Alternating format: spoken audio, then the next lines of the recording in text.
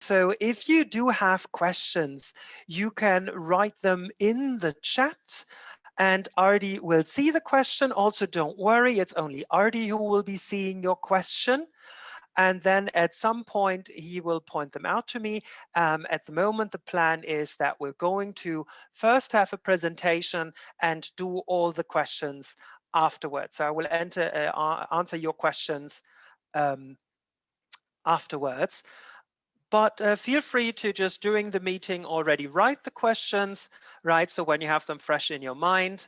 And yeah, I think this is about that. And yeah, sorry, for the people who might not be super familiar with Zoom, if you're like having your window completely expanded to full screen, you should see at the bottom a little speech bubble icon, which is labeled chat underneath. That is where you can enter the chat. Right? Since we're not expecting that this meeting is like exploding like a professional conference, we don't have like this Q&A function. We just have the chat. I think this will work just fine for us. Okay. Yeah, just to already get started, I will do two things. First, I will start to share my screen. And the other thing that I will do is I will already start the first interactive segment here. Because what I would like to know is this is like the first webinar of this kind that we're giving here. And so we're of course interested, like, who is it that is joining? But I can't like ask you to make a full profile, right? So, but what I would like to know is like, why is it interesting for you to learn about enzymatic biosensors? So a bit like what triggered you to join this webinar. And I have a poll, which I will just launch right now. And you can feel free just to answer the question. Maybe not all the answers fit everyone. It's just for us to get an idea like what type of people are joining. Like, for example, if you are working in a company doing something different, let's say you work in an electronics company as a hardware designer, but you now have people who say like, oh, we should make an electrochemical detection system for water quality. And now you want to know, what is that electrochemistry thing about? Or you have just started, maybe you just started your bachelor thesis in electrochemistry group, and somebody said like, oh, listen to that webinar and you will know about it. Or you're actually in a biosensor project. Maybe you're like a marketing manager in a biosensor startup or something, and you're part of a biosensor project, or you come from like batteries or other fields of electrochemistry and you would like to know. Or you're just like, well, I'm a chemist, or I'm a battery researcher, and I should just know what else is out there in the field of electrochemistry, right? Wow, I see you guys are really active on the poll. That is really nice. We already have like 72% of the people who send a reply. Of course, still increasing the numbers. And yeah, oh, this is really exciting. It seems there are a lot of people who have a how can I say this, like an acute like a urgent reason to learn about biosensors because they're just starting a project about it. And I guess this is a nice way of getting a small overview. Okay. So I think we have reached Ardi, is 85% enough? Yeah.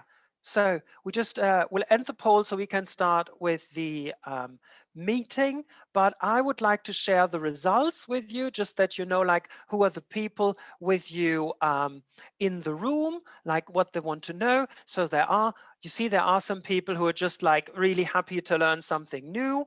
There are people who say like, well, I'm a university person, I'm a postdoc, PhD, whatever. I should really know everything. Or maybe there are some biosensor people have sneaked in here and want to see if I'm telling the correct things. I don't know. Well, but there are a lot of people who are working on biosensor projects, and this is what's happening, especially in the last year, right? We've seen this a lot. Well, we're a company making instruments for electrochemistry, and we've seen this this increase of interest in electrochemical products. And the reason, especially biosensors, because in the field of biosensors, you have a lot of techniques that help you, for example, to detect viruses and antibodies. And I think nobody could escape news and articles about detecting virus particles, about detecting antibodies or other things in that field in the last year. So very understandable that a large percentage of people come from there. Okay, I think we should really get started, because I know that most of you guys will be very busy and took valuable time out of their schedule to learn something, and I want to appreciate that by sticking a bit to our time schedule. Right. Okay, so this is now really the start of the webinar itself. So today we want to talk about enzymatic biosensor, and I want to just give some basics about enzymatic biosensors, because this is a broad field, as I will show in the beginning, and I just can focus like on a small piece in 40 minutes and just give you a bit of an insight, and hope I spark some interest in this let's say field with that big variety. And of course, we're a company, so we also want to show you we know a bit about this field, and we want to help you so that we're a good partner if you want to go on a journey in that field. Okay. Well, okay. So what are we going to? Oh, there it goes. What are we going to do today? Well, we're going to think. First, I will tell you what is the reason that we give this webinar. Why should you listen when PalmSense talks about this, or what is our motivation to give this webinar? Then I want to give you an idea what an enzymatic biosensor is, right? If you want to learn something about it, we should know, like, but what is it? We will look at direct and indirect electron transfer. So I could have also labeled that chapter like how to talk to an electrode. We're going to look at a bit more specific electrochemistry, which is identifying a redox mediator and how to do that with an electrochemical technique. And then I will talk about enzyme immobilization and why that is important. And I think, yeah, this is the outline. I hope everybody has an idea where this journey is going. And we will just start with, as I said, like, why did we choose this topic? And the very short answer is PalmSense makes portable electrochemistry. Well, that is one reply, right? This is from our view, but why should you be interested in these biosensors as well? And I will also tell that. First, why do we think we are a company that should promote biosensing or biosensors? Well, electrochemical ones, of course. PalmSense is a company that has always produced portable electrochemistry. We focused on that, and as early as 2003, we have developed and published the first portable potentiostat that was battery powered. It was sold with a little pocket PC, and we have, of course, further evolved that. And in 2017, we have released the 4th generation of our portable potentiostat, the PalmSense 4, which now not operates with a pocket PC, but of course with Windows or with Android. So you can use your mobile phone app. It has integrated Bluetooth, and our products have now for a long time been used either at sites where you want to do like water quality measurements, for example, corrosion measurements, but also in the lab. It's very popular. As you can imagine, these small potentiostats have always faced some challenges. If you have these giant desktop devices, you can basically build anything into that you want to, but we were a bit more limited.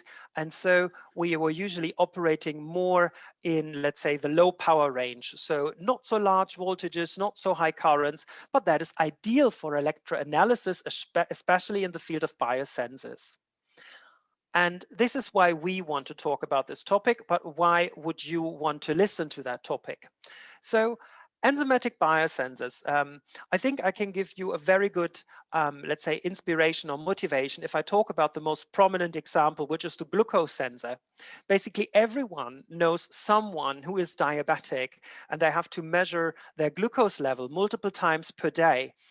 And these measurements where they like prick their finger, have a droplet of blood, put it like in a test stripe that sucks it up. They put it in a little machine, and the machine says you have that much glucose per milliliter in your blood. And the patient knows, oop, I need more insulin, less insulin, or yeah, can still eat a bagel. I don't know.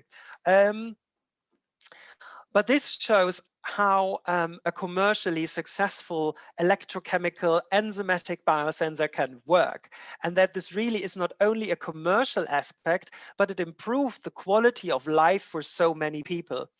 And now think of having such a test for example, COVID-19 detection, right? We have a customer that works, for example, on a breath analyzer, right? You could go into a football stadium and they would ask you, oh, can you just blow into that tube for 10 seconds? And then you would get immediately your result if you're if you have COVID or not, right? That could also be nowadays really a help to put people back into public life and still feeling safe. Um, these kind of sensors are very good for portable applications. Um, because you can miniaturize electrochemistry easily, you can stabilize enzymes that you can take them with you. And often enzymes are a bit, well, they're a bit sensitive and they don't survive a lot of measurements. That depends on the application, of course, but you can make these disposable measurements like for the glucose electrode, which is again nice because you can just do the measurement on your spot and get rid of what you don't need anymore immediately on the spot as well. These type of measurements have low currents and low voltages usually, right? Because most biomolecules are happy in aqueous solutions, so you're limited in your potentials that you need. And this is very good for portable applications. Again, as I said, if your instrument is battery powered or USB powered, there is a limitation on how much current or voltage you can apply or measure. So this is also very good for portable electric applications. Then another advantage is that the principles I will tell you about today are applicable for a big variety, a big spectrum of enzymes. So enzymes are in our body, are in animals' bodies, are in plant bodies. Like in almost every living organism, you find enzymes, and they have very specific tasks. And you can basically take an enzyme for your for your analyte, for the substance you're looking for, and translate that into a biosensor for your purpose. Okay, so this is why I think this is a very exciting and important field.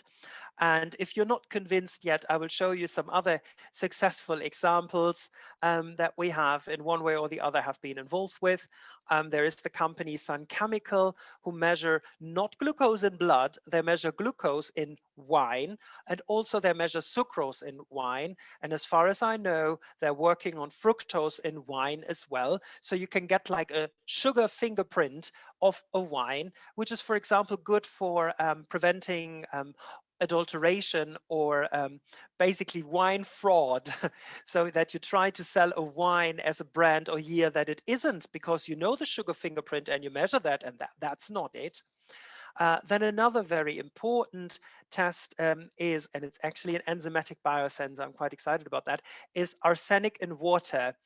This is called the Aquafirm.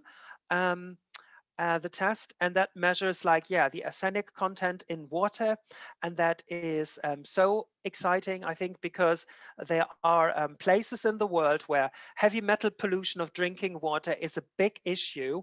And with this device, you can go to shallow water wells, measure on the spot how much arsenic is in the water, and put a sticker on the well like, this is safe, this is not safe. And I think this is again another invention that can increase quality of life. And we have on the right side, so you see from the company Direct Sense, the lactose sense. And the lactose sense, the name gives it away. It measures lactose in milk. And this is, well, the intention is there, not the people who are allergic to lactose, but it's an industrial applications, right? So how much lactose is in your milk product is important for many different industrial products. And I hope you're all like now motivated and you're inspired to work with biosensors. And I just want to give you like an overview of what PalmSense does now, and that we really fit well into this biosensor let's say environment. And this is why many of our customers are biosensors, and this is how we also experience this field of biosensors. Okay, so we do have basically two different branches of instruments. We have our research part, where we have these focused on portable devices. We have potentiostat, galvanostats, and you can do impedance analysis with our devices. They usually have very small footprints, and we have a very user-friendly software. This is like what we're focusing on, what we are doing, and we do that very successfully. As you can see on the bottom right, there's like this laptop, and you see this very tiny potentiostat. This is the Sensit Smart. It can even do impedance spectroscopy. On the right side, you see the brands of OEM products, and OEM stands for Original Electronics Manufacturer. And there's the idea, these are products that we give people to build their own end user product around it. So you get potentiostat modules, you get these chips like the MStat Pico, which is a full potentiostat with a very tiny footprint, so you can build it into your own device. That when you've done your, let's say, chemical research, you have finished your biosensor, and now you need a reader, you need electronics for it, you can easily do that very quickly with such a potentiostat module. You can easily write your own software, because we offer software development kits for that. And if you don't want to do any of this, because this sounds like it's difficult, you're a researcher, you did the biosensor, that must be sufficient, right? Well, we have ready to go market-ready solutions as well. Sorry, that's the ready-to-go development board. That is if you want to develop something, but we all have market-ready solutions where you basically have an instrument. You see that on the right side where we put your logo on it. We can customize the connection, and you can have prototypes in like 3 months for your biosensor application. And this is now, you know, like where PalmSense fits into that picture. You know what are biosensors in society a bit, and you have an idea. And now I want to go, let's say, a bit more towards the academic part. Right after I have this surprise for you, we have a special offer because of this webinar, and that is that you can get one of our Sensit Smarts with this very small potentiostat. You see it here compared to a regular mobile phone. What might the width be? I don't know what the width is by heart, but this is basically the size of a USB stick, of a larger USB stick. And you can get that potentiostat together with 20 carbon electrodes from the company Italsense for just 750 euros, and that is Ex Works. That means this is from our factory on. So if there's like import duties, if there's like shipping, that will be on top of that. But the Sensit Smart plus the carbon-based electrodes, that will be a special offer of 750 euro. This offer is valid for every quotation request that is made till March 31st. And yeah, please mention when you send us the quotation request that you want to get this special offer. There's also a special website for it, palmsense.com/offer, to make it easy to find it again. That's just like another incentive, because we're so happy that you guys invest some time in us and with us to learn something, yeah, about the things we are passionate about. Okay, so now let's go to the academic part, let's say, so where it's just knowledge. So what is an enzymatic biosensor is, of course, one of the first questions you have to ask when you want to learn about biosensors or enzymatic biosensors. Well, let's go even, let's say, zoom even out more and look at what is a biosensor. Well, a biosensor, you see here this very cartoonish representation. I like these kind of like very color blocking things. We make things very clear. This is a biosensor. And in general, a biosensor has a biorecognition element and a transducer. And what does that mean? Well, the biorecognition element is some type of molecule that has a specific interaction with your analyte. If we're looking for glucose, that could be an enzyme that processes glucose, like glucose oxidase.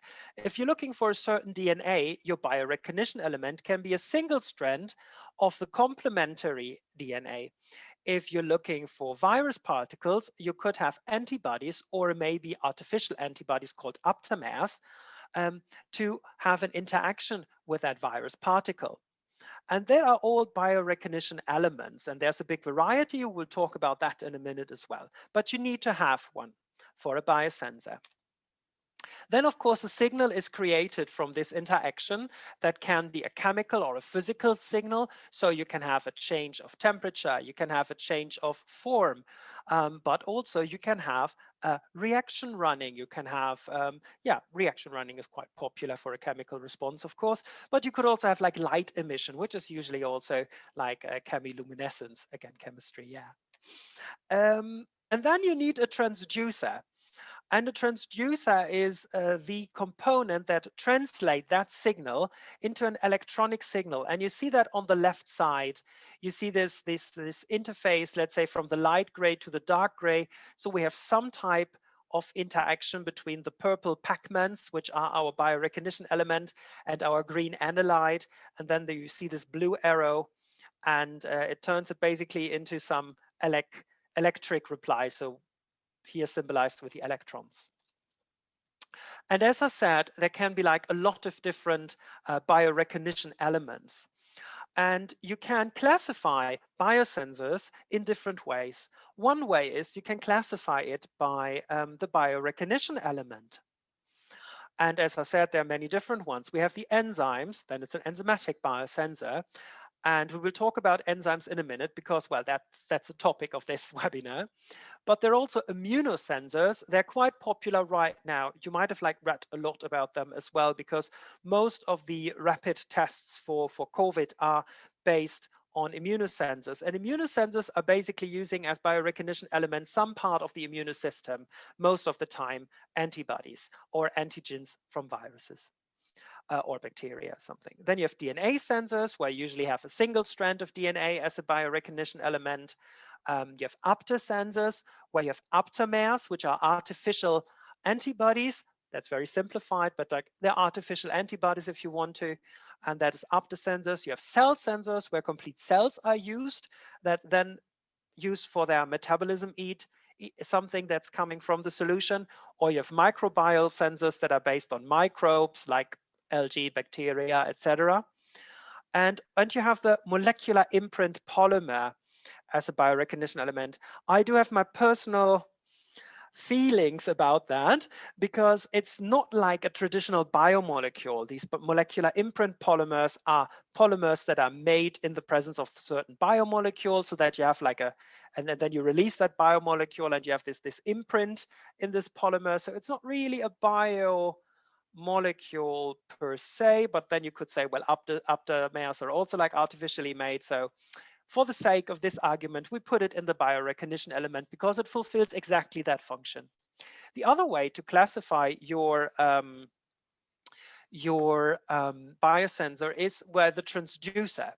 So your transducer can be an electrode, and you have an electrochemical biosensor. You can have an optical biosensor, then it can be, it's usually like a photodiode nowadays, because this is the cheapest way of detect light. You can have also like conductivity or impedance biosensors. Then you basically make, well, it's again like an electrode that's basically your transducer. You can have thermal biosensors where you look for temperature change. Acoustic biosensors, no, they're not looking really for sound, which you might think like your electrode won't start singing. It's not that nice. But it's about vibration. Usually you have like a vibrating cantilever or something, and then when the vibrations change, this is an acoustic biosensor. The other thing you have is you have semiconductor biosensors. This would, I think that the most prominent example there are field effect transistors that are used for biosensors. And you have cantilever beam biosensors.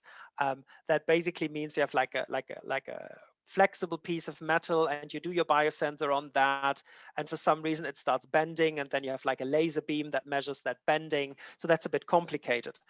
But we're focusing on the cool things. We're focusing on enzymes, and we're focusing on electrochemistry. The second one should not come as a surprise when you know this is a webinar by Ponsens. Yes, so let's have directly a look at enzymes. So I guess many of you will know what enzymes are, because like in one or the other way, you encounter these, but let's give anyway an introduction so that everybody's on the same level. So on the right side, you see the structure of glucose oxidase, which is a very popular enzyme. Well, one reason is because it's used for these glucose blood tests, right? And what does an enzyme do? Well, an enzyme is basically a biological catalyst. They are in our body to make certain reactions easier or even possible under the conditions by reducing the activation energy required for them. A catalyst has the property that after the whole reaction that it's catalyzing, so that it makes easier, is done, it's the same way as it was before the measurement. And that's quite nice. And the nice property about enzymes is they're very specific. So usually they're just made for one analyte or substrate, how biochemists call it, like the thing that an enzyme is processing or digesting, you could say. And that is very nice. So if you find in nature an enzyme that, for example, only digest, well, lactose or glucose, you say like, oh, I don't need to work on how to make my biosensor specific. The enzyme does that for me. There are enzymes who react with certain groups of molecules, sure, but there are also like very special enzymes. So that's nice. The disadvantage of enzymes is, or you could say the advantage, are that they're very sensitive to an environment. So temperature, pH, they easily deform and then they don't function anymore properly. That is difficult if you want to take them out of nature and put them in your sensor. That's a challenge. You need to create an environment where they feel happy. In nature, that's a good thing because your body could like stop an enzyme from working by just changing the pH or conductivity or temperature at parts of your body, right? So that's a good thing there. But for us, if we want to like turn this into a technology, that's a bit of an obstacle. Enzymes are very big molecules. So for those who have no ideas what a big molecule means, like 1 mole of the molecule weighs like 10 kilos. So 10,000 grams per mole, or up to 2 million grams per mole. So 2,000 kilos per mole. That means usually that would be the number of particles would correspond to 1 gram of hydrogen, right? 1 gram of hydrogen has the same amount of particles than 2,000 kilos of a certain enzyme, right? They can be like really big molecules for, well, definitely for the average chemist. I think for a biochemist, they're like average size, I think. If you're a newbie at enzymes and you always feel like a bit insecure what they do is, you can look at the name of an enzyme and they usually end on ACE or ASE, or however you want to pronounce the ending by itself. So like glucose oxidase. And if you leave away that ACE, usually it already tells you what it does. Like glucose oxidase oxidizes glucose, right? And you have other examples for that. There are, of course, some enzymes with historic names. There, that won't help you, I'm afraid. Okay, and now that was the rough introduction. So now we know what a biosensor is, we know what an enzyme is. So we want to have the enzyme as our biorecognition layer in there. And because it's electrochemical, we want to have an electrode there. Cool, but how does that work? How does the electrode turn that into a signal? Like what's even happening? And for that, we need to start to talk to our enzyme. And we've now talked a lot about the advantages of enzymes. Oh, they're so specific. Oh, they catalyze this. That means they can do it over and over again. That's cool. But enzymes are giant proteins. So they have a protein, they are big molecules and they have just one place where the reaction is happening. And that is called the active center. I've highlighted here the active center with this yellow circle. And now we want, this is the place where the reaction of the enzyme is happening. So let's say we have glucose oxidase.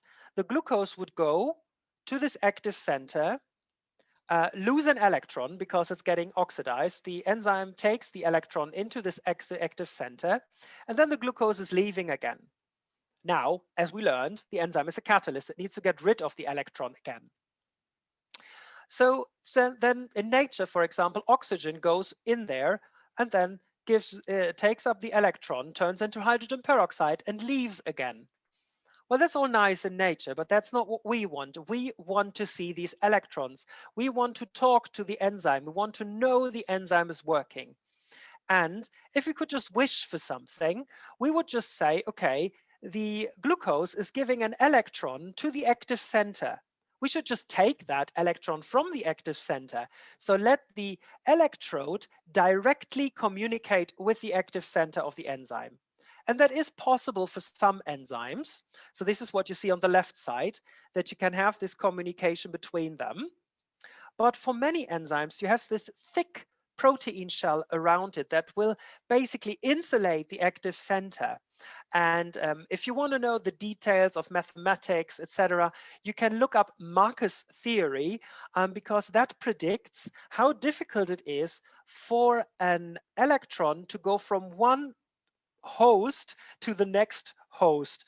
So how difficult it would be, for example, to go from the active center into the electrode or the other way around. And there are different factors that play into this. But one important one is the distance of the active center to the electrode in this case. And well, the distance here cannot be reduced infinitely because there's this protein shell around it. So for other versions, we need to have indirect electron transfer. So what we do is we have somebody going into the active center for us, collecting that electron, then go to the electrode and give that electron to the electrode. In an ideal world, the same substance could then go and collect the next electron. So this would be like a recycling process. That would be really nice. Such a substance is called a redox mediator because it's mediating between the active center and the electrode. Okay, let's look a bit about the advantages and into the advantages and disadvantages of direct and indirect electron transfer. Direct electron transfer is often not possible or it is very slow. Again, this is due to Marcus theory. And it has the disadvantage then when you put the protein directly on an electrode interface, that's a metal interface. Enzymes do not appreciate metal. So I guess a wedding gift for an enzyme would be a golden ring. But because they tend to deform in contact with metal, and then they don't work anymore properly. And we don't want that. We want them to work properly. So often you have to modify your electrode surface that you create an enzyme-friendly environment. So that makes it difficult. Then again, another problem is it needs to orientate right on your surface that, let's say, a thin part of the shell is close to your electrode, so you can have electrode interaction. If you manage to do all that, you get a very good yield from the reaction because you get a direct communication between the active center and the electrode. The model, let's say, for this interaction is quite simple, right? You have the active center, you have the electrode, they're directly talking. That's easy to calculate, isn't it? Okay, but what about indirect electron transfer? Well, if we make a mediator anyway, we can design it to how we want it to be. So we can make a mediator that has all the properties for our purpose. But the disadvantage is if we have that mediator shuttling back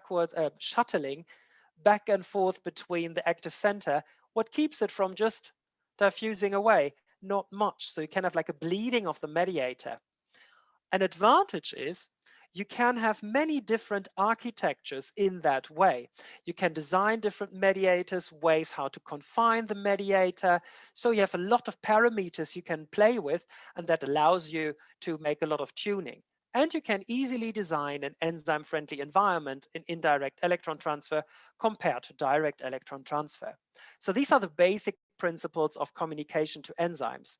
And well, one reason is for the history where I did my PhD. I did that in Bochum with a group of Wolfgang Schumann, who works a lot with indirect electron transfer. So this is, I know a bit more there and find it more interesting. So let's have a look at indirect electron transfer and how we can make that happen. So what do you do? This was all very theoretical. Let's have a bit of an idea how you can start working with indirect electron transfer. So what you want to do is you want to find a proper Redox mediator, so a substance that can shuttle between your electrode and active center. And you need to find that. And unfortunately, you have decided to take this new enzyme nobody has worked with before. So now you have to figure out what a proper Redox mediator is. Okay, so first of all, why would you want to do that? Let's have again a look at glucose oxidase here. You see the red triangle that's converted to a green triangle. That is our glucose getting oxidized. And and then in nature, or let's say like in its natural environment, oxygen would go into the active center, collect the electron that the enzyme has collected before from the glucose, and then turn the oxygen into hydrogen peroxide.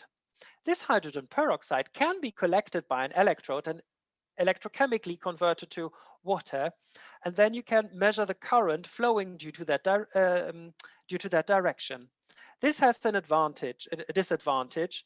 You're depending on this um, natural acceptor or donor, in this case, acceptor of oxygen. So you would need to control in your system the oxygen concentration.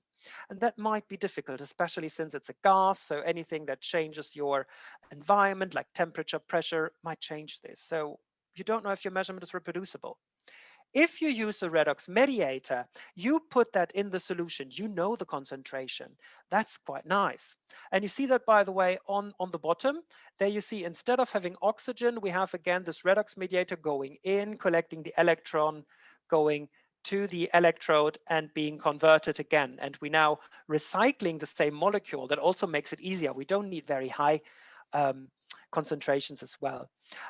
You can, when you design such a mediator, design the potential for your mediator. So you would choose a corresponding metal complex, for example, and then change ligands to change the redox potential. There are different ways in chemistry to do that. For those who don't have a chemistry background, just please believe me, bear with me. And if you do that, you can make a potential that is close to the active center's potential and makes it easy for your electrode not to apply a high potential, right? Sometimes if you want to detect something, you need to apply high potentials, but then there's a higher potential as well for side reactions to happen. You don't want that. Usually want to make not too big potentials that you want to apply, work in a potential window where no other reaction is happening, and that you can nicely tune with your own redox mediator. And if you know all the properties, you also know what pH change will do to your redox mediator, give you more control and understanding of your system. And as I just explained, this is again the good choice, reduces interference. You can make your redox mediator very different from typical interference molecules. Let's say in the top way where we have oxygen as the acceptor of the electron and then hydrogen peroxide. In this detection scheme, vitamin C would be a big problem. It's an interference there. But if you have a nice redox mediator, vitamin C would not be an interference anymore, as an example.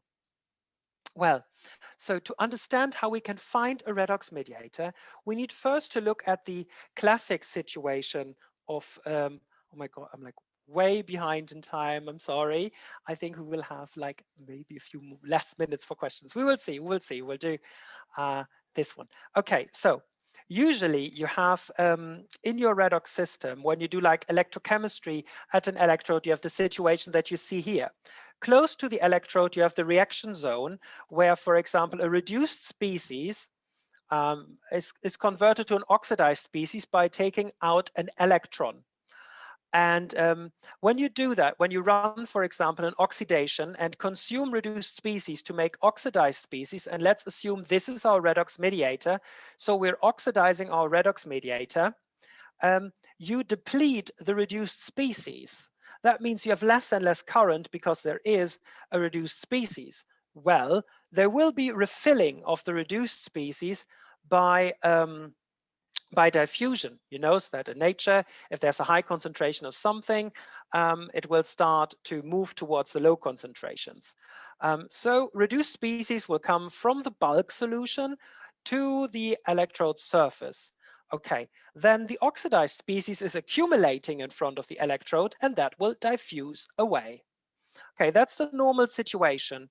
And that leads, for example, during an electrochemical experiment, often to a decrease in current and, well, limits the current you can measure. Well, now we add a catalyst, and the catalyst in our case is the enzyme. So we have the glucose oxidase that just took an electron from the glucose and is now looking for somebody who takes up that electron. That electron is taken up by our oxidized redox mediator, and that way it's reduced. And now what's happening is the following. We're oxidizing the reduced form of our mediator, and our enzyme is immediately reducing that again. So what's not happening is we don't have a depletion of the reduced species in front of our electrode. We're not consuming it because the enzyme is restoring it all the time. It's like a circle, it's always coming back. Also, we're not accumulating the oxidized species because the enzyme is immediately consuming it. And that has an impact on the electrochemical measurements you do. So for those who know electrochemistry, definitely have done cyclic voltammetry. For those who have not, just except for now, this is a graph where you plot the current versus the potential. And you see the green situation where it's not catalyzed. There you see that you see the peak here, and that is the oxidation of your species, of your redox mediator. And then you see how the current is declining, and then you scan back and you see the reduction of your redox mediator, and then the current is declining. That's both the same situation. You have like consumed everything in front of the electrode. Here you're basically what you have produced, you're now consuming. Okay, that's cool. And here you have the, well, the decrease because of that. If you look at the catalyzed version, so when you have an enzyme that works with that redox mediator and the matching substrate that works with that enzyme, you can have then a curve that looks like the red one. You don't have a current depletion, so it's never going down because you're always recycling, you're regenerating the reduced species, and so you can oxidize it further. And the current is also much higher because you have virtually a higher concentration. Imagine basically you're at work and every morning you first work on the letters that are on your desk or your email inbox, let's say. But every time you put like a stamp and a signature on a paper and you put it away, a colleague comes and just tipbacks away your stamp and signature and puts it again on your pile. This is happening for the poor electrode. And the poor electrode really wants to go into lunch break. So it's working really hard to get rid of all the papers. And this is what you see here. The electrode is working really hard to get rid of all that reduced species to oxidize it, and you get a much higher current. And then when you go back, you don't see a reduction current for the oxidized version of your redox mediator because there is no oxidized version. The enzyme has consumed it all. And yes, and this way you find a suitable redox mediator because only when you see this catalyzed version of a cyclic voltammetry, you have identified it. Even what you can do is, if you look at the ratios between the peak currents, uncatalyzed and catalyzed, you can calculate the kinetics between the mediator and the enzyme. This is again a lot of math that I would also, due to time's sake, not go into detail with.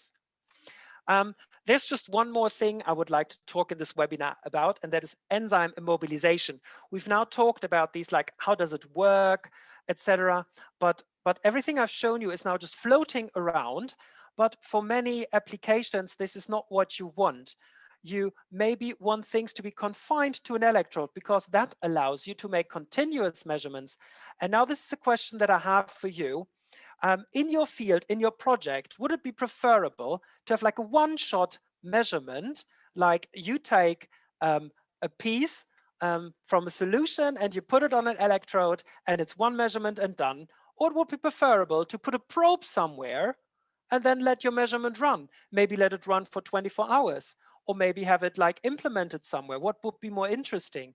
Oh, I see that's really an interesting race. I see like really a lot of people are taking part in this poll. Oh, okay. Ah, they should have really like live polling, but I think they don't have it to not influence you guys but that you can like see also the results coming in. We're already at 60% of people have replied. And yeah, for the sake of time, I think I will not stretch it too long. So give your answers quick. And yeah. So I think at 75% of people, I will definitely stop, or if the minute is first full. Okay. So the minute is done, I will end the poll and just share the results with you. And there, you see there are really a lot of people that want to do continuous measurements. And I think the next section is especially interesting for them. Because when you want to do continuous measurements and you have what I've described up to now, and and you want to use these mediators, they can easily bleed out. That is not bad. Like again, if you think of the glucose measurements, you have these capillary sensors that suck in the blood, the liquid stays in there, and you just have like on the surface somewhere your redox mediator. It will not bleed away. That will be fine. But what about if you want to measure a fermentation tank? Then you need to have a probe where the enzyme is confined to your electrode. No, okay, there it goes. And there are different ways of getting your enzyme on your electrode. There's a very simple way, which is just adsorption. What you do is you take an electrode, you drop your enzyme solution on it, you let it dry, and that's it. And then when you use it, you hope for the best. um, well, enzymes, as you know, are big organic molecules. These kind of molecules have a lot of interaction on a molecular level. They have a lot of functional groups. They can have van der Waals interactions, pi-pi interactions, these kind of things. And if you take a surface like a graphite surface, graphene surface, glassy carbon surface, they often have a lot of functional groups that can act as well. That's quite nice, and you might have a good chance that it works. But the problem is a big part of your enzyme, there's a high probability that it denaturates. So maybe you have a very expensive enzyme and you actually want to lose as little as possible, and then you use this method where half of it is already not working anymore. Maybe it's very sensitive to the environment, and this is a direct exposure to the environment. Then you have the chance that it just desorbs again because of interactions. Maybe ionic strength changes, and now it's more attractive to go into solution. So, then again, we have the problem. If you want to avoid metal contact, you will need to modify your surface. Well, once you're at modifying your surface, why not make immediately a covalent bonding? So that means like a real chemical bond to the surface. And that always requires some type of modification. It doesn't matter if you need to oxidize your carbon surface or if you need to make like a self-assembled monolayer on it, but in some way you have to modify your surface to create a way that you can like click your enzyme onto the surface, bind it really nicely. That is a very strong adhesion. Almost the only way to get rid of it is really chemically remove it or like polish it, mechanically, not chemically anymore. The problem there is, again, you can have binding at the wrong places. It can lead to the wrong orientation. It can have the wrong deformation, and then it doesn't work anymore. But you can tune your surface into an enzyme-friendly way. So that's really cool. But a way of having more, a big variety of environments that you can create for your enzymes are polymers. Polymers are great. They are a popular matrix because you can really tune them. For example, you can make pore sizes that exclude certain interfering species, preventing, for example, some biofouling. You can put your enzymes in different ways on your electrodes, and we will talk about that as well in this section very quickly. And the other thing is you can have really the properties of this polymer tuned that you have an enzyme-friendly environment. And since diffusion inside a polymer is more slower, that one means also like when your let's say when your environment changes for a short time, that is not affecting your enzymes in this polymer blob that much. And but that's also a disadvantage, right? So this is a diffusion obstacle. Diffusion doesn't happen so fast. So imagine you're trying to move through a room full of spider webs and you're actually really not a fan of spiders and you don't want to touch these spider webs. And this is how molecules feel in a polymer, right? They have to navigate through this polymer, and that, as you can imagine, slows down diffusion. So usually response times for indirect, so for these kind of biosensors with that enzyme are slower than for the ones that have enzymes that are directly exposed to solution. That can also be mean that it has a decreased sensitivity, which is not always a disadvantage. If I go back to the example of a fermentation tanks usually have high concentration of everything. And So maybe you don't want your sensor to be that sensitive because it has a certain operational window where it won't, where it's like concentrations above that don't work anymore, below that don't work anymore. And with such a polymer that decreases sensitivity, you can shift that window to higher concentrations. Okay, this is the properties of polymer. Now you know why I think polymers are cool, and I hope you agree. And now we can have a look at how do you get polymers on electrodes, that you have an idea what possibilities you have. Well, they're the very simple ones. The simplest one is drop casting. Dissolve your polymer together with your enzyme in a solution, put it on your electrode, let the solvent evaporate, and you have a polymer network with enzymes entrapped in that network on your electrode. This has the disadvantage, the solvent cannot be water, otherwise you just wash away again your polymer when you work in aqueous solutions. It has also the disadvantage, this is not a very controlled process. What you can try is to do that drying in a controlled temperature and humidity environment with controlled pressure, and then you might get a good reproducible result, but there is always the danger that you get like coffee ring shapes, that you basically have a donut of enzyme at the edge of where you have your droplet. So that's easy, and sometimes it works quite well, but it has some difficulties. You have the other way that is chemical cross-linking. So you can have, again, your like polymer precursor in your solution together with your enzymes, and then you add now a chemical agent that starts to cross-link this polymer, and the polymer goes bigger. That becomes, at some point, it becomes insoluble and precipitates on the electrode. So you have now your electrode, your polymer block on your electrode with enzymes against entrapped, and you just wash away the remaining solution, and that's it. You're good to go. And yeah, this has the advantage that you have a very stable enzyme film, but still it will happen everywhere where you have solution. If you want to have it maybe a bit controlled, you can go to electrochemical techniques, right? Again, electrochemistry, who would have known that? That pops up again. So electrochemical polarization is a possibility. You can have like a monomer or precursor in your solution together with your enzymes, and then you activate the monomers to form a polymer by applying a potential. A popular example for that would be pyrrole that can be electrochemically turned into polypyrrole. And if you do that, in the presence of the enzymes, you again grow that network that entraps your enzyme on the electrode. Another way of doing it, which is a bit, usually requires a bit less aggressive chemicals and having like a radical polarization happening in solution, are electrodeposition paints. You can buy them commercially, by the way. They're used for painting cars, automobiles, yeah. And how they work is they are water soluble under certain conditions.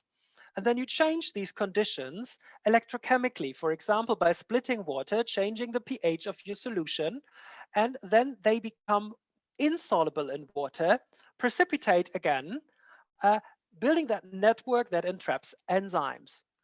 And yeah, these are different ways of depositing your polymers. And now you ask yourself, okay, now I have that polymer blob with enzymes in it. How do I now turn this? How will detection still work? Well, you have two groups of polymers that are popular for biosensors. You have the ones that are non-conducting, and there you basically just rely on diffusion through the polymer. So you would dip it in the solution with your substrate, so with the analyte you want to detect here in yellow. Then your enzyme is digesting that substrate, so that substrate needs to diffuse into your polymer. Then you form the product of that. Either you detect that product or a byproduct, and that need then to diffuse through the polymer blob onto your electrode and then be converted there to measure your current from the electrochemical reaction. That works, and there are biosensors that use that principle, but that's a low response time. You have all this diffusion ways, etc. The other option is to use conducting polymers, and there are different conducting polymers. The example I will talk here about are metal complex modified polymers. So you have these little conducting metal complexes, these little blue pentagons. And now what we do is we communicate directly with the active center, and the metal complex takes the electron out of the active center, and then the electrode can hop from metal center to metal center until it reaches the electrode, making it quicker and easier to have this communication. This again depends, of course, if your enzyme will be suitable, etc. There's so many details, but these are some basic principles and some tools that I hope help you understanding what you can do. And to just show you one example of these conducting polymers, because it's a very abstract concept that I told now, is there are different kinds of polymers available, but this example are osmium polymers. And you see these pictures are taken from a publication from Schumann et al. Out of Bochum. They're specializing on conducting polymers. And there you see how the osmium complexes are built up in different ways to design a metal complex that matches the potential of the active center of the enzyme. So you see here how the different metal complexes have slightly different, or actually drastically different, potentials. And this way you can design these metal complexes in polymers that are suitable for the enzyme that you intend to use. And with all this, you can imagine you can make reusable, reagent-less biosensors, depending how stable your enzyme is.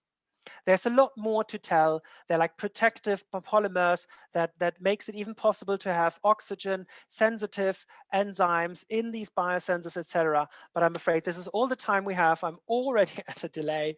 And so I think this is kind of it for today.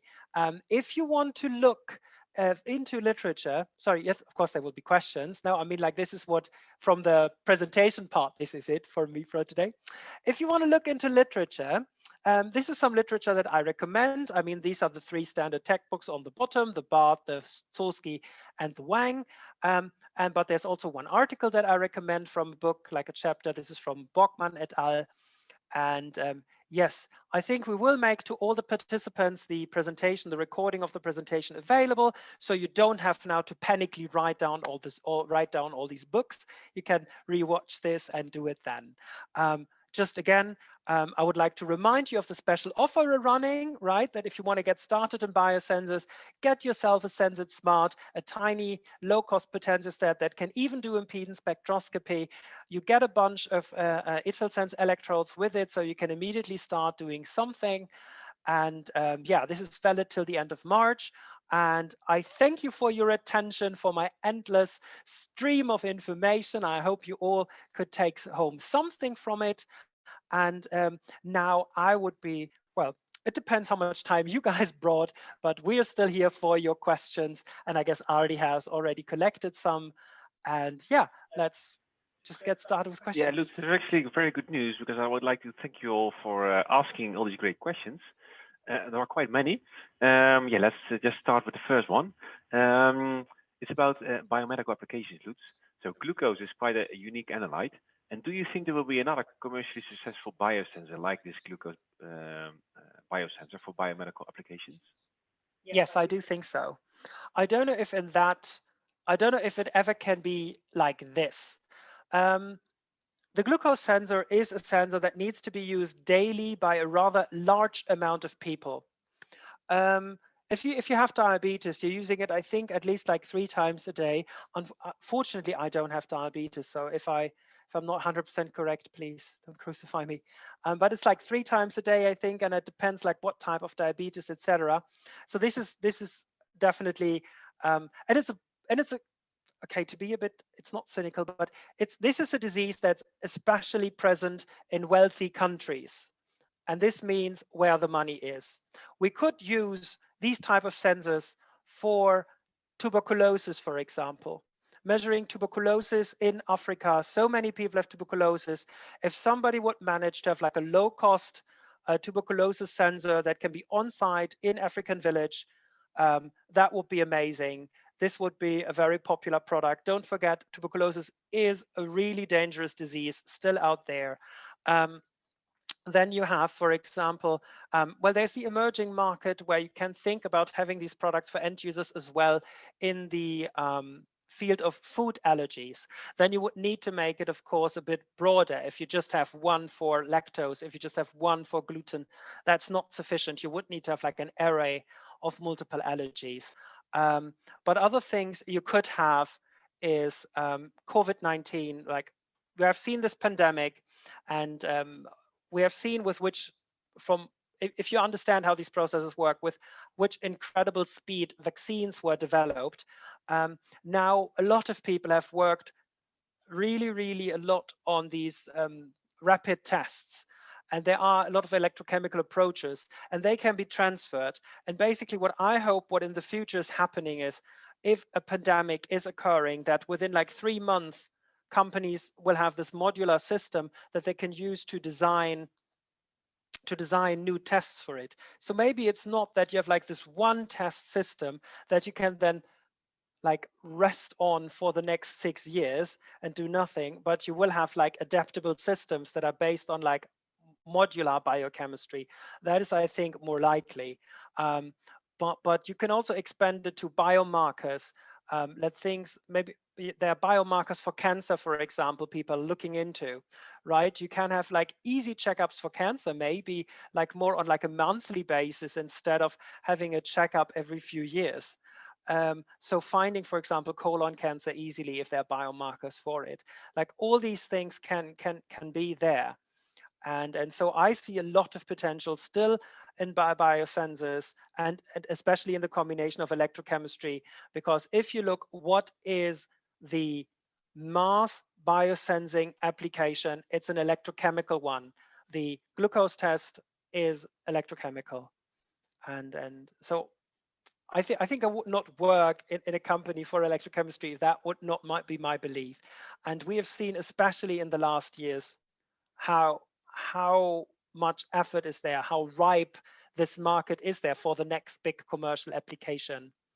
And we have seen people successfully with that, for example, with that lactose in milk test, although this is sold to industry partners.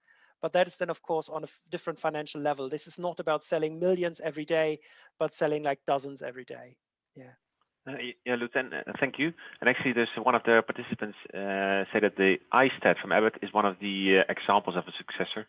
So it's a creatine biosensor. So there are more. That's the good news. I thank you for that. And there is a second question I would like to ask you. So biosensors, they can be quite sensitive to pH and temperature. And is it possible to use biosensors in a wearable applications so that the sensor measures something present in human sweat, for example?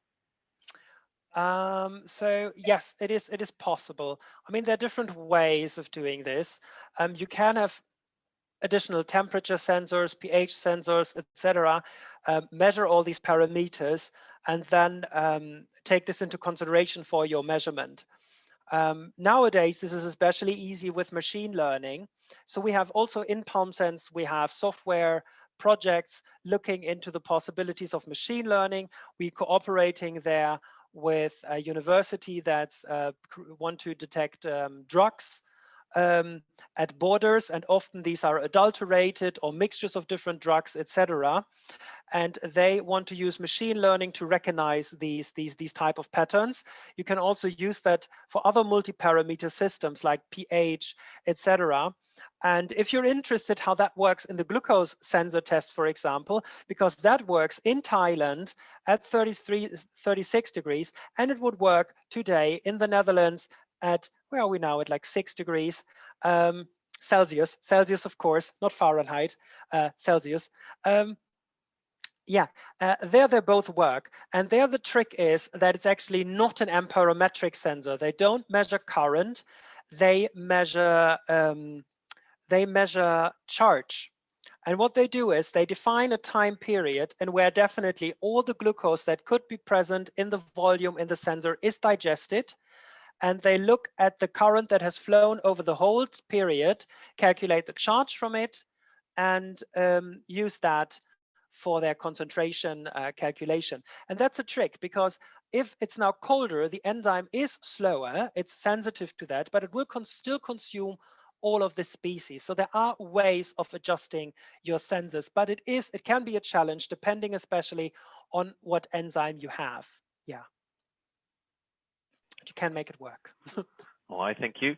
There is a question about nanomaterials. Yeah, of course, it could be a whole webinar on itself, but could you maybe shortly shed some light on using nanomaterials as a biorecognition element, so instead of enzymes? Yes, I wonder if like nanomaterials, if molecular imprint polymers would work for that.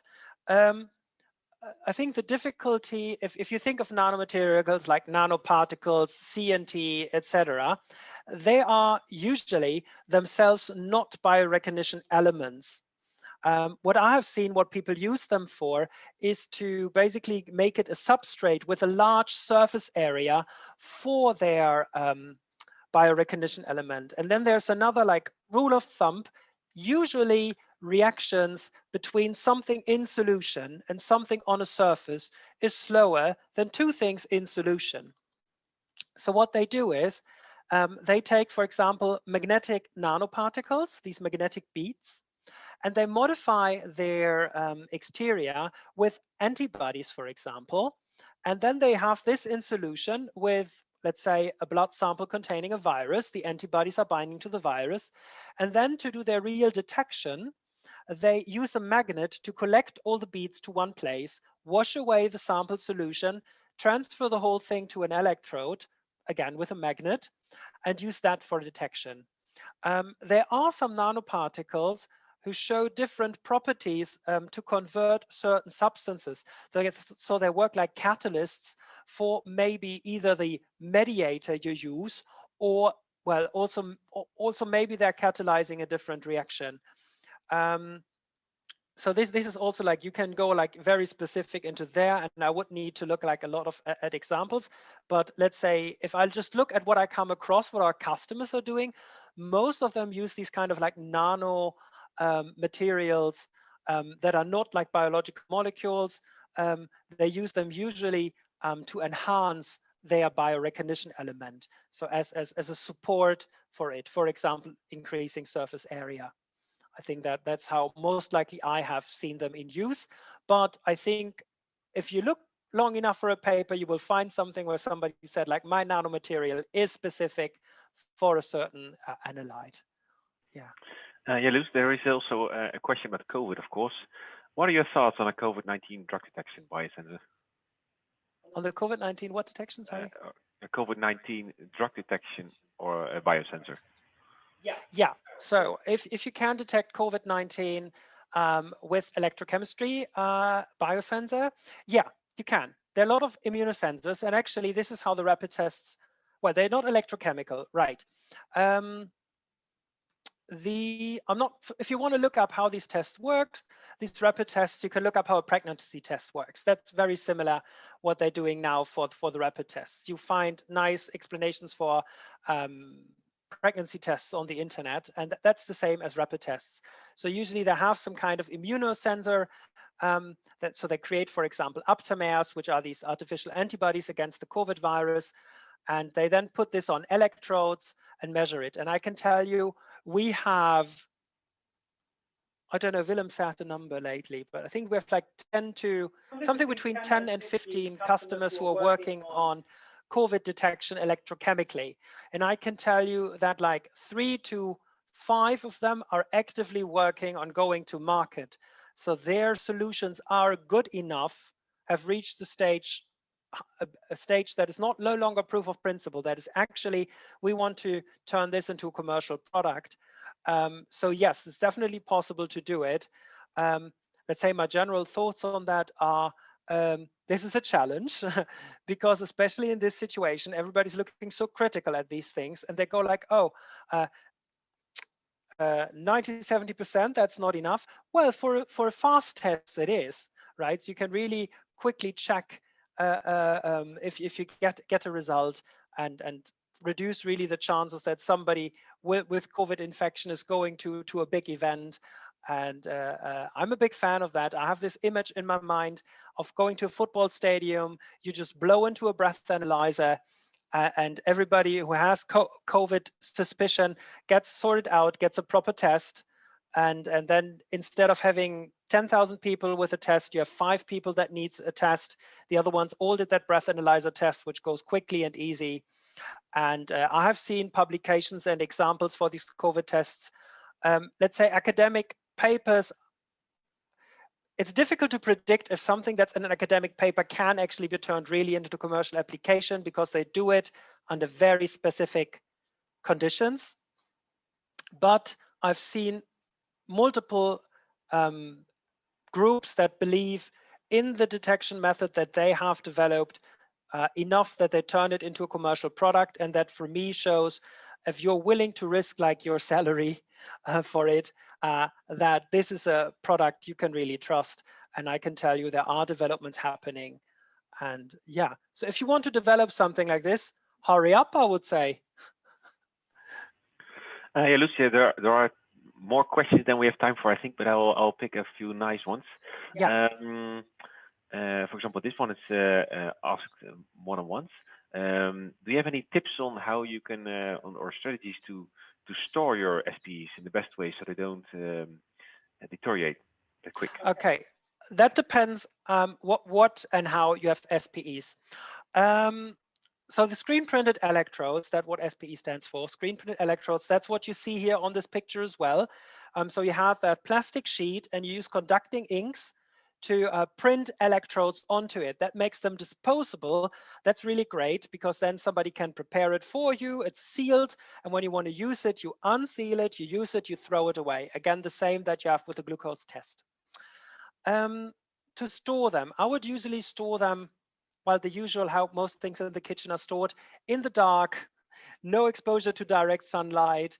Room temperature is sufficient, but if your room temperature is like 30 degrees, maybe try to find a cooler place for it, because at least for the ITIL-Sense one, I can tell you the critical part is the plastic itself. You don't want the plastic to get brittle, to get the plasticizers out there. We store them actually just like in the office. So which is, there's no food in the office, so it's not very moist.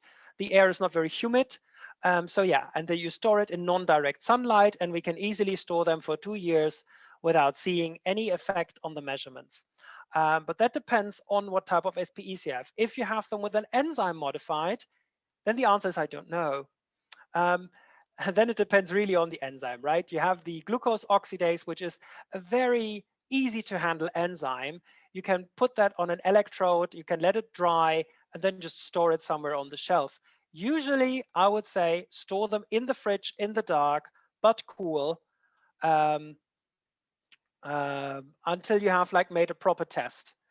Usually, I would say store them in the dark, dry, and in the fridge. So, for example, if you have like a desiccator that you could put in the fridge with a bit of silica gel in there, just to keep the atmosphere a bit dry, that's usually a good approach. Many of commercial electrodes come like in a sealed package, and that is for the reason usually to avoid light, to avoid humidity, and usually they want to avoid high temperatures. That's not always possible, but that is, yeah. Yeah, thank you, Lutz. Store potatoes. Completely different topic. It's about impedance spectroscopy. Is AES useful for enzymatic biosensors, and how bad does a microfabricate reference electrode affect it? That's a difficult question. For enzymatic biosensors, the use is a bit more limited for impedance spectroscopy. Because, so for those who are not aware of that technique, it's a technique that looks at the impedance across the interface, and it's a very interface sensitive technique. So if the interface, so the electrode surface basically changes in some way, it is, it's difficult for redox species to get to the surface, for example. The impedance changes. It's a very sensitive technique. It allows you to work label-free. It's very nice. But usually enzymes are making reactions. So your reaction would need to change the impedance of the interface. There is an enzyme, for example, that triggers precipitation of silver or something like that. So you would start to like grow something on your surface. That's where impedance spectroscopy works. But impedance spectroscopy is great for other fields of biosensors, for DNA sensors. And I wonder if I have like an example for that. I thought I have an example slide somewhere. but I'm afraid I do have that here. There we go. This is an example slide of an impedance-based DNA biosensor. And there the idea is that the DNA backbone is negatively charged. And when you then make it a double strand, you have, you immobilize the single strand on the surface. And when you have a hybridization event of the matching DNA, you have more negative charge on it. And if you then have like a negative redox probe, so a negative molecule, and you measure the interaction between the electrode and that molecule, then if you have a double strand, it's more difficult for a negative molecule to get to the surface, and that measures as an increased impedance. That means you don't need to label your DNA, which if you have, for example, sufficient amount of DNA, you don't need a PCR anymore, which makes the process a lot quicker. Right? This is like one example for that. If you want to look up works on that, I recommend the name Gebala. So it's Magdalena Gebala. And the works she did in Bochum. You can also look up in her dissertation, which she did in Bochum as well. So it's somebody I know. This is why I know this work. And universities offer, of course, publicly the dissertation, so you can even read really carefully into this if you're interested in DNA sensors. For enzymatic sensors, it's a bit more difficult. I mean, you could also have like reactions in the enzyme that change the interface. And then impedance spectroscopy can be very useful there. It's a sensitive technique. It allows you to work label-free. So impedance spectroscopy has really also ventured into this field of biosensors a lot. Not necessarily enzymatic, but a lot of the ones that are more based on like just interactions, like also antibodies or aptamers and antigenes. There it's more popular, I think. Well, thank you, Lutz. Now a question about toxins. Is it possible to measure toxins like, not sure if I pronounced it correctly, cyanotoxins by electrochemical techniques? Yes. Okay, so first there is a bit of a like classic test, which is that you use acetylcholine esterase, and that is an enzyme that's affected a lot by chemical warfare. Was it organophosphorus pesticides and warfare, I think? I don't remember exactly what substances these are, but it's basically an enzyme that's very sensitive to these type of poisons. And then what you would do is you would make a measurement with the complete healthy enzyme on the surface. Then you incubate it with a solution where you think these toxins might be present. It starts to destroy the enzyme, and then you make your measurement again. And from the ratio of the current before and after, basically you're measuring like how much enzyme reaction you have before and after poisoning the enzyme. You can measure, for example, the concentration. That would be one way of doing it. Other ways could be toxins. Well, they need to do something, and many toxins, neurotoxins, they, for example, couple to certain receptors in your body. You could make an artificial version of that receptor in some way, or produce it in some way, and then immobilize that on an electrode. And then this way you could have like another interaction with that, right? And that would be another way how you could use it, I think. All right, Lutz. This is a question about voltage drift. It's a long one, so bear with me. If in a biosensor for the reference electrode is not a classical one, but it's microfabricated, how bad does it affect the voltage drift for measurements? Microfabricated, I assume, means very small. I think usually there's not so much voltage drift for that if you use a potentiostat. It depends what your reference electrode is doing and how you designed your experiment. I mean, usually, yes. Usually for mini fabrications, the weak point is the reference electrode. So how to keep the potential you applied stable. One trick can be is that you make like a solid state electrode, or you put like some filter on top of your reference electrode, like another layer of polymer. Does miniaturation affect it? Yes, it can. But that depends on the amount of currents, because the amount of current will also be lower. I think it's very difficult to give here like a general answer. It's like always very specific to the experiment, how it would influence it. But what the trick would be is, if you make your reference electrode small, is still try to have a big surface area by maybe give it like 3D structures or these kind of things, that you have like per volume a very high surface area that could keep your potential longer stable. But usually miniaturization is a problem for the deposition of things, but for detection it's often not a problem, because when you go through below a certain size, you get the effects of ultra micro electrodes, and you have an increased flux of, well, you could say an increased density of flux you have there. So you have more species per surface area coming towards your electrode. You can look up studies about ultra micro electrodes for that, for more details. What are the effects on size? Yeah. All right. Oh, just a general hint I want to make in case we don't measure to do all the questions, and I just look at our website. So if you go to palmsense.com, oh, I should have typed in palmsense.com. Well, oh, so if you go to palmsense.com, oh, this is now the disadvantage of having the window up there. So there we go. So if you go to palmsense.com, under support, you will find a list of scientific publications that were made with our devices. And then if you look, if you're interested in a certain keyword, you can put that in here. So for example, if you would be like, oh, what is about with virus detections? Have their instruments be used for that? You would get here a list of the publications that contain the keyword virus, right? And then you can just click on that publication and you get immediately to the place where it was published and can have a look at that.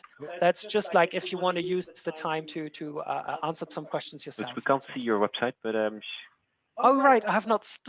That was my mistake because I shared something else. Okay. Okay, so I stop share and then I just share my screen for a second. Right. Sometimes, thanks for pointing that out already. Yeah, so if you go to our website, this is palmsense.com, right? This would be the home website. Well, now you see it, right, Artie? Good. Yeah. This is our home website, palmsense.com. And if you go to support and then you go to scientific publications, you get that list of publications. And in the search bar, you can type in just terms you're interested in. You could look for E. coli, for example. Oh, of course, it's E. coli. So just use for like coli. And you get like all things that are like have that in their title: rapid separation, blah blah, of Escherichia coli bacteria in ground beef, for example. So for some topics, when we can't like, I can't answer all the questions today, but for some topics you can find there maybe a few publications that help you. You can just click on them and then you come to the original place where it was published, just yeah, to give you that idea. Okay. Do we want to do more questions, or we could do one more question and then let's call it a day. Yeah. Sorry for all the other participants who asked really good questions as well, but there were very many. So I'll choose one last one. Yeah, this is a difficult maybe one for you, Lutz. How would you characterize the activity of the immobilized enzymes? Right. That is actually not that difficult usually. So, well, it depends on which level you want to do it. Do you want to go deep physical chemistry and have like exact numbers, or are you just interested in comparing different ways of immobilizing? The second one is definitely the easier one, because there what you can do is you can have your, well, let's say you have multiple electrodes, you modify them in different ways, you put them all in the same solution, and you apply all the same potential to them for your detection, and you have a solution, maybe that's stirred, and it's analyte free. Your analyte is not in there. You apply your potential, you make a chronoamperometry. That means measuring current over time of applying a fixed potential. All potentiostats can do that. Definitely all Palmsense potentiostats can do that.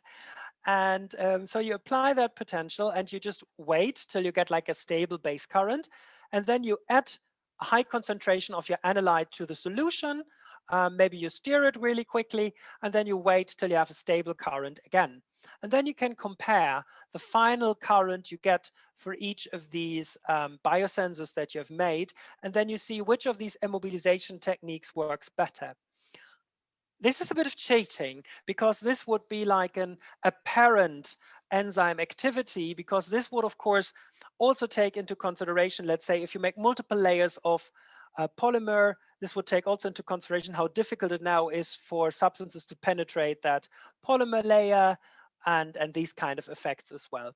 If you really want to look into enzyme activity, there are definitely tests. You can look this up, how to do this in detail, but usually it works similar to what I've just explained, that you immobilize the enzymes and then you perform an activity test by using the electrode where you immobilized it, right? I mean, you could also use a technique like scanning electrochemical microscopy and look from the top also, like what's happening at the surface of your polymer block, but usually it's more interesting for if you're designing something commercial to really understand what is effectively happening at your electrode. So I think this method that I just described is the method of choice. Usually want to compare how to optimize it. And yeah, that would be it, what I would say for that.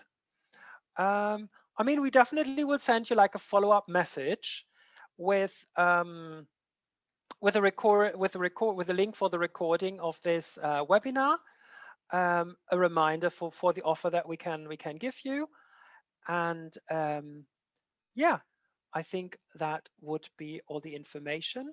Right. I thank you guys again for your valuable time that you have, that you've bared so long with us. And I hope this was what you were looking for. We could give you the information that you wanted to have, and yeah,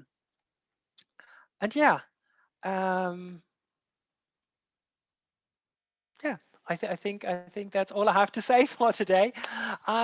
Please, if you want to provide us feedback, you're more than welcome to do so. I guess the best email for that would be info@palmsense.com.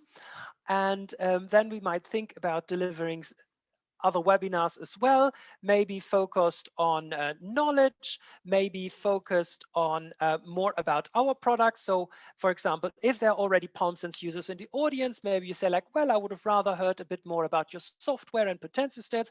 Maybe there are others who said like, well, these immunosensors sound interesting. Why don't we talk about these, right? We can do these things, especially in a time where, well, we can't meet personally all at conferences, which I do prefer, but let's stay all safe and healthy. And I think that's a good message for the end of that webinar. And yeah, I thank everyone. I thank Artie, who has supported me so nicely here and make this all possible. I thank you guys.